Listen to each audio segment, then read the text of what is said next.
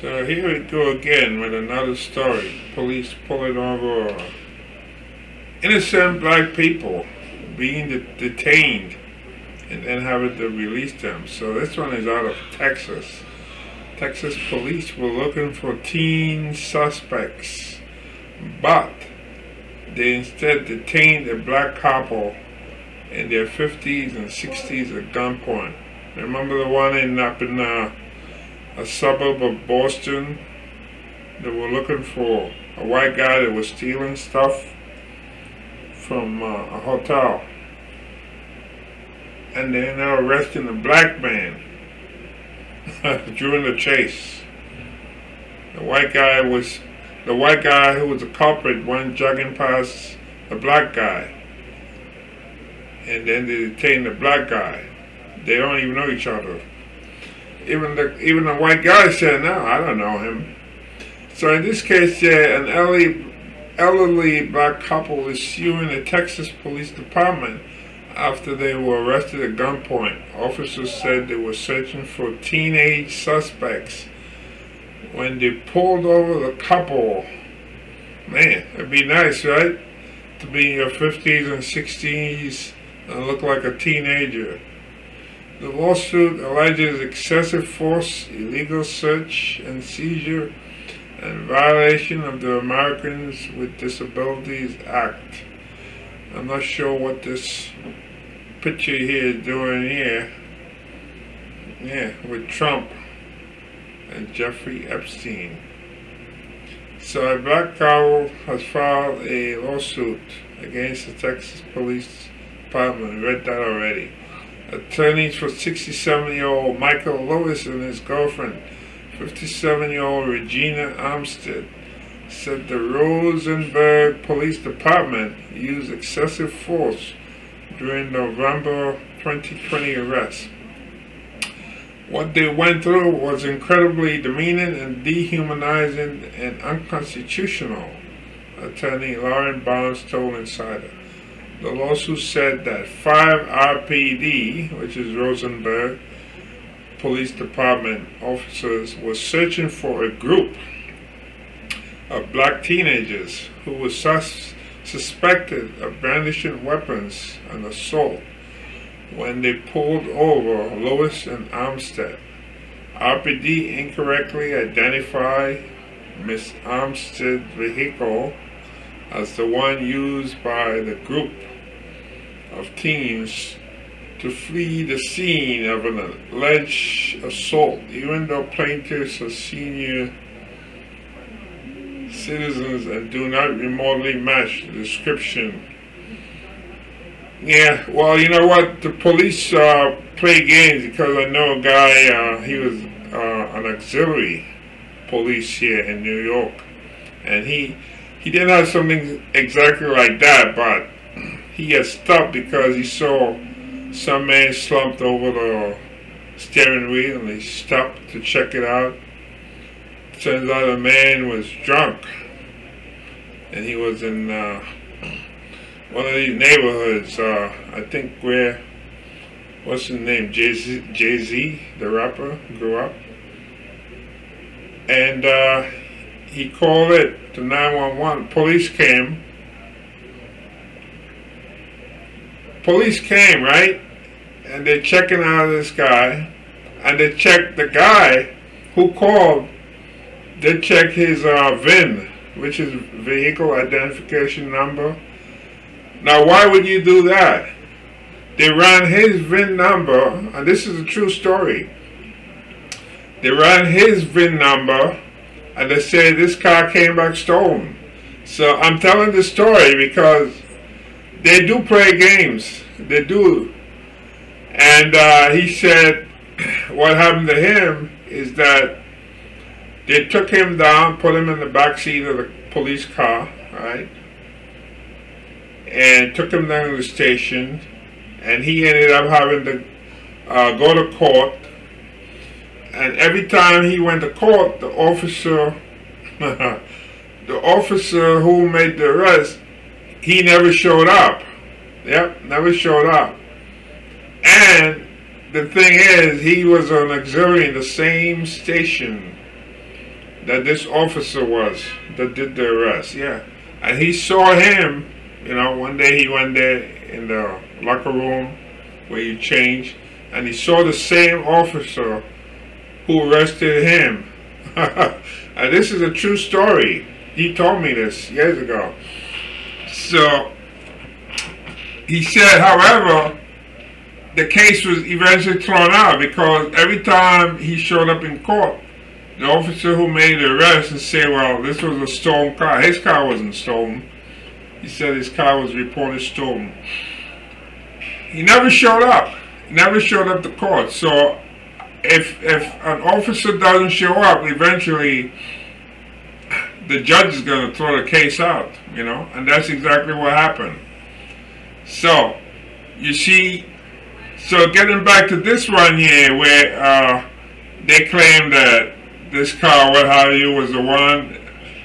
Police do play games, you know, and the story I just told will back this up. They do play games with people, depending on who you are. And this guy, he was an auxiliary, and yet they played that kind of games with him. So, even though plaintiffs are senior citizens and do not remotely match the description of the teen suspects, the lawsuit said, during the stop, officers instructed Armstead to throw her keys out the window, get on her knees outside of the vehicle, right?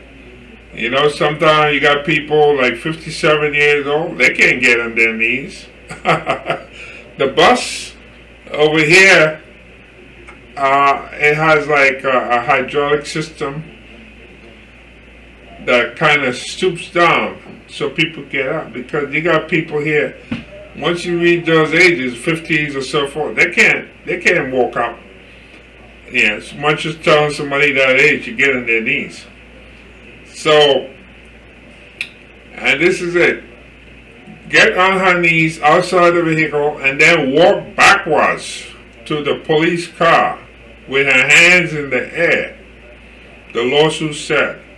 One officer arrested Armstead while two other officers kept their guns pointed at her, the lawsuit said. While she was being arrested, Armstead told officers that Lewis was a dialysis patient with his stent. It says stent, but it should be stent in his hand, and that he could not have anything tight, like handcuffs around his arm or wrist, the lawsuit said. She stood telling them, my boyfriend's on dialysis, right? Lewis recalled to Insider. He can't have any handcuffs on his arms at all. He's on dialysis, but they didn't listen to that. We both feared for our lives. That's what the police usually say. They feared for their lives. After Armstead was placed in the back of the police vehicle, 4 armed officers, including one holding an assault rifle, then ordered Mr. Lewis out of the vehicle and told him to get on the ground, the lawsuit said. I was praying to God that the guns didn't go off on us, because when you point guns at somebody like that, you never know, Lewis told Insider. The officers cuffed Lewis despite his medical objections and placed him in a separate police car while they searched Armstead's vehicle and confiscated her cell phone without explanation, said the lawsuit, which accuses RPD of illegal search and seizure, unlawful detention, and false arrest. That was real scary, I tell you. It really was. I feared for my life, I really did. And Regina too, Lewis said. We both feared for our lives because, like I said, a gun could have went off.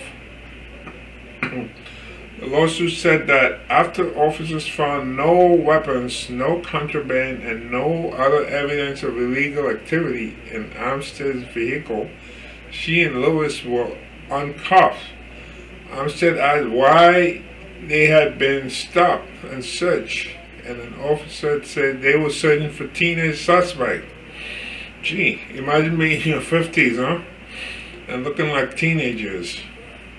Armstead later realized she did not have her cell phone or her keys, the lawsuit said.